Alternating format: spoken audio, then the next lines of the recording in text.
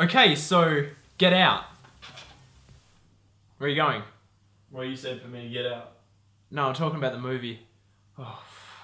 Hi, it's me, Yaya. I'm talking about the new movie. A mind is a terrible thing to waste. So, once again, here in Australia, we're a little bit delayed. This film has been out in America Took for a while quite for some it time. to get out To Australia. into cinemas. Yeah, that was a good one. Yeah, alright, yep.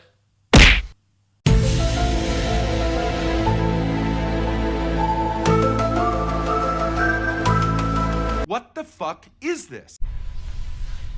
I don't know. But yes, Get Out has finally arrived in Australia. Can we just get the review done? Directed by Jordan Peele, and we are big fans of Peele from Key and Peele. Key and Peele was just like the best sketch comedy show we've kind of ever come across. Like, Absolutely that stuff is gold. fantastic. And obviously we've seen Keegan-Michael Key in quite a few cameos throughout different films. But Jordan Peele has now finally debuted his first feature, which is Get Out, and it is fantastic. He both wrote and directed it.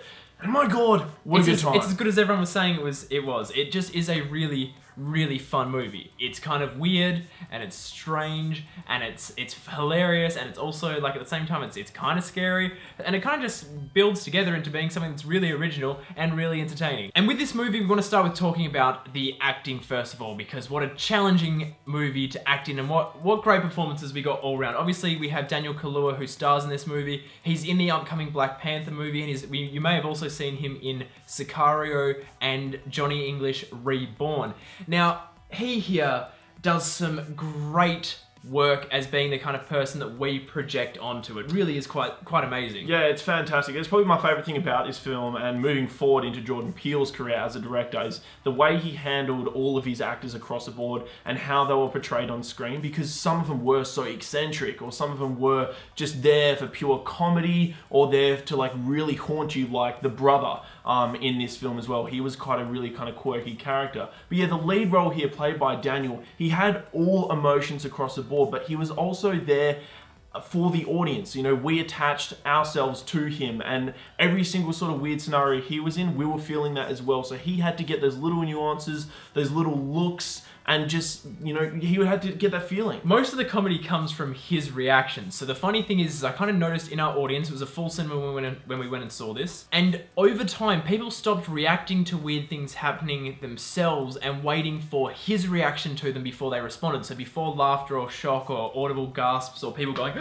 like that happened, it all kind of hinged on him, which shows just how well he performed everything, how fine-tuned his performance was. Every single eye movement has weight. You're waiting for his response, and that is just really genius horror direction that we kind of never see. Now, of course, we've seen similar horror films to this before, where we see a character go into a circumstance and they need to try and get out of it.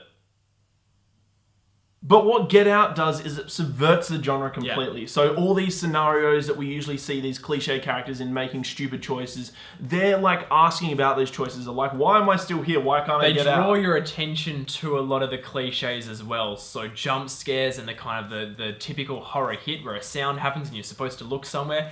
They're not used here for that same purpose that we see them used in all those cliched movies. They're done here as kind of like jokes. So every time one of those horror hits and a jump scare happens, you're like, okay, I feel really bizarre about that, and that's how it's supposed to make you feel. And plus the racial angle it takes as well is absolutely fantastic. Obviously the script is so good. Yeah, it says so much about it, but I think it works best when it's actually used through Alison Williams' character. Yes. Especially at the start of the film as well, when she is just like in these scenarios with his character and being like, oh my God, like, are you serious? Like, is this seriously happening right now? So yeah, that was real wicked. This is kind of one of those movies that's just deconstructing itself as it's going, and that's such a thrilling thing to watch as a lover of movies, because you get to see all these kind of, as we've said, these cliches, these kind of scenes that are recalled. There's heaps of things that I saw in this movie where I was like, hey, I've seen shots similar to that in movies like 12 Years a Slave or stuff, where they're making jokes about these typical things that we're used to seeing.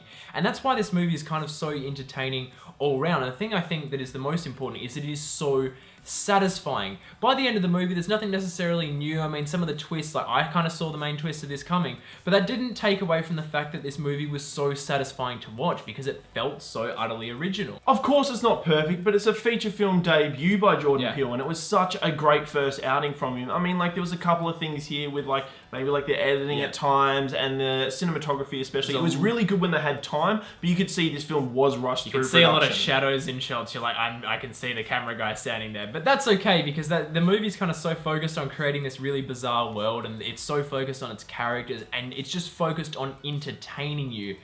That's why it's kind of so great. Yeah, exactly. So you don't really care about all that sort of stuff by the end of it because you just have such a great time. And I think that's why it's done so well. This movie isn't going to be for everyone, obviously, but it has obviously appealed to a lot of people because it's just something that's really refreshing. And when we see something refreshing, we have to appreciate it. So if we're scoring this movie... We're giving this one a flat 8. A flat 8. A flat 8. A flate. Why do we keep doing I think that? it's just me. Flate. Flate. An 8. It's An not a 8 flat, out of it's 10. just an 8. But it's an 8 out of 10. Get out! So that was our review of Get Out. Have you seen it yet? Did you like it? Did you hate it? Did you like this Of video? course you did. Great, more banter. If so, you can subscribe to our YouTube channel down there somewhere. And you can also check us out on Facebook, Instagram, Snapchat, and Twitter, all at Breaking Banter.